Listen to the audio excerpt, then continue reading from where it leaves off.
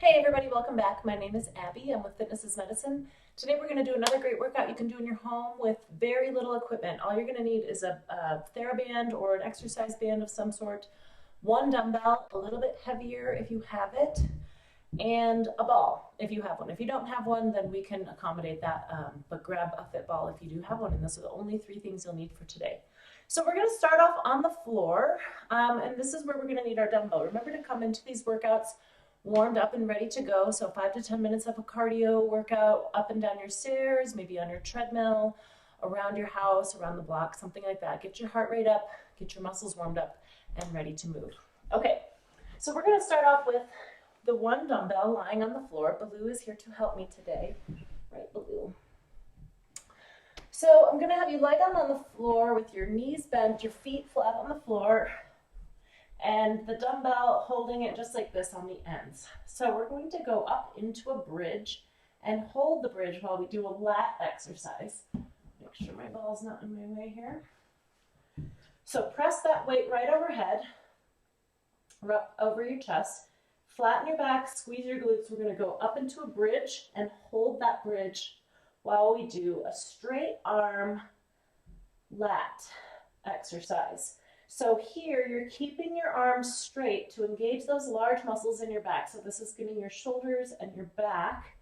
And then we're also holding this bridge, getting a static or isometric contraction of your glutes and your hamstrings at the same time, and some core activation as well.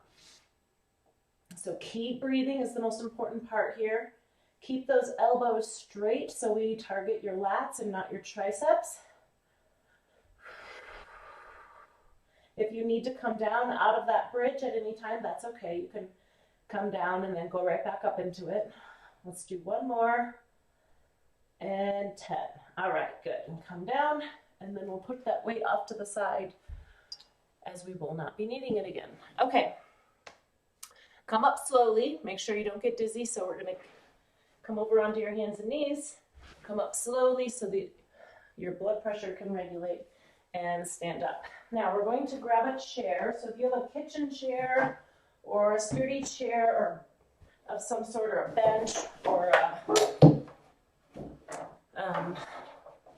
good sturdy coffee table you don't mind using, we're going to do some sit to stands. So when you're doing sit to stands, you want to sit up on the edge of that chair. It's easier to transfer your weight to your feet if you're already closer to your feet. So you can do it with your feet side by side, or you can stagger them a little bit as well to kind of help with that knee weight transfer standing up. Try to do this without using your hands if you can. So we're going to stand up and lower down nice and slowly both directions, really making those muscles work hard as you go to sit down. You don't want to plop. 3. And then if you find you're having knee pain, like I said, stagger your feet just a little bit. You can put that foot in front that has the knee pain. That can help kind of soften that. 7, try not to use your hands. 8, nice and slowly on the way down. I'm going to do 2 more. I kind of lost track. All the way up, and then all the way down, and 10. The reason I like sit to stands so much is because it's a really great lower extremity exercise that puts you in the perfect form for a squat. So you're automatically sitting your weight back, and it's a really functional exercise, obviously, because it's something that you need to be able to do safely. And many people do avoid it because of knee pain. So it's something that you need to be able to do. So the stronger that your legs are, the less knee pain you will have. Okay, put this away now. And we're going to grab that band. So grab your exercise band. And we're going to stand in a little bit of a balance challenge. So you can either stagger your feet or do a tandem stance or do a single leg stance. It's up to you. You can decide where you're at with that. Make sure you're near something sturdy, so if you do lose your balance, you've got that nearby. We're going to do a reverse fly. So holding those arms straight out in front, just a little bit lower than your shoulders, so not way up here. And we're going to squeeze straight back. So keep those arms straight, and you really want to focus on squeezing those shoulder blades as you pull back. So we're working the muscles in between your shoulder blades, all those postural muscles, keeping them nice and strong. They kind of sometimes we have problems with them getting weak, and then we have this kind of forward bend. And we do lots of things here, looking at our phones, looking at our computers, things like that. We want to strengthen those muscles and keep our head and our shoulders back. Now, if you're having any shoulder pain with this, you can bring your arms down here. You can also bend your elbows just a little bit, and that's okay. That can take a little bit of pressure off those shoulders too. You're really just focusing on squeezing those shoulder blades as you pull back. Let's do one more. All right, good. Reverse flies. Okay, next we're going to grab that ball. If you have one. If you don't have one, you can sit in a chair and do this as well. Okay, refresh my screen here. So sitting on the ball, you might also want to do this next to something sturdy, either a heavy piece of equipment or a wall or a chair or your kitchen countertop where your sink is perfect because it gives you something to hang on to.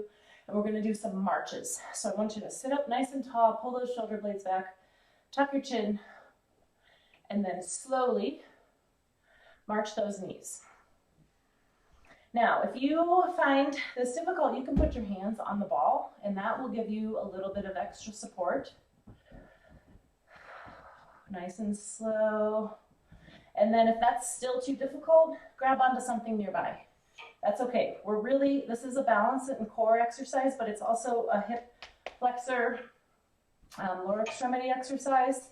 So there's a lot of things going on here, but you want to be able to perform this. So if you feel like you're just too unsteady to be able to lift one leg, I'd rather have you hang on to something. And you may find one leg is easier to lift than the other. That's okay. Keep challenging yourself. Make those muscles work. And then these aren't, this is one that you could do more of if you're feeling like, I want a little bit more challenge. You stop at 10, you're like, well, that wasn't that hard. Do 20, do 25, it's fine. Or if you're finding they're really, really challenging, try to do 5 on each leg. And then, like I said, try to do them as slowly as you can.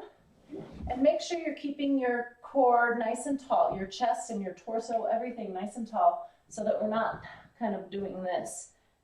You want to keep everything nice and tall, just working on those legs. Okay, great, ball marches. Now we're going to lower to the floor for a side plank. So there's a few different ways to do these. You can either do them up on your hand like this, or you can do them on your elbow. Sometimes people prefer this because they have wrist pain with doing exercises, putting their hand down. That's okay. You can also do them from your knee like this. This is a good way to start doing this one, or if you're on your hand, either way. But using that knee, I'm still at that angle, so my muscles are all still working in the same way. It's just a shorter lever, so it's not as difficult. If you've tried that and that's okay, and you want to try a little bit harder, you can put your feet like this and put the top one right in front. So we're going to stagger your feet like this and then come up. Importantly, when you're doing either of these, your hand or your elbow, whichever way you're doing it, hold them while I'm talking. Either way, make sure that hand or your elbow is directly beneath your shoulder. Now, if you're finding partway through, like, ooh, it's getting hard, I'm gonna put one knee down. That's fine.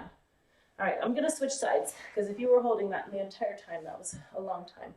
So we'll switch sides. I'm just gonna do one way here. The other way you can do it is just stack your feet. That's the most challenging way to do it. So you can start this way. Watch my time here. And then if you're feeling like, okay, I need a little more support, I'm gonna stagger my feet here. Put that top leg in front. And then you want to keep your shoulders and your hips open. So they're facing straight towards the wall. They're just stacked. Your hips are stacked, your shoulders are stacked, so that you're not doing this. You want to keep everything in a good alignment. And then also your head.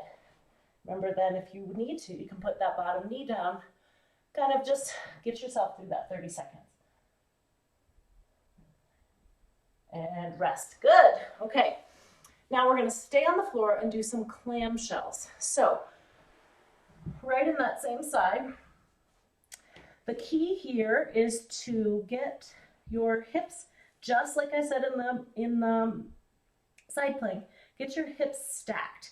So you want your hips right on top of each other. It's easy to do this with your hips open a little bit, but you really want to make sure everything's almost rotated forward.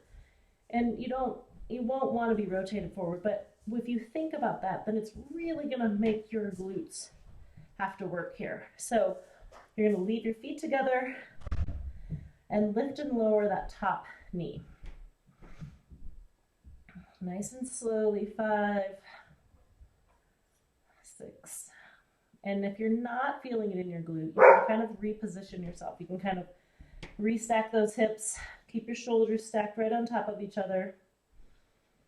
And then you can bend your knees a little bit differently as well. Nice and easy, and 10. Okay, now we're going to switch sides. I'm going to redo my screen here. And if this is not comfortable, you want to keep your head in alignment here. So if you find that your head feels like it's kind of hanging off the edge, or this isn't comfortable, get a pillow or something to put under your head so that you're in a good alignment. You want to keep all of your spinal column in a proper alignment. Someone walked out the door and Blue isn't happy about it. 6, 7, 8. You should really be feeling that right back in here. And 10. All right, good.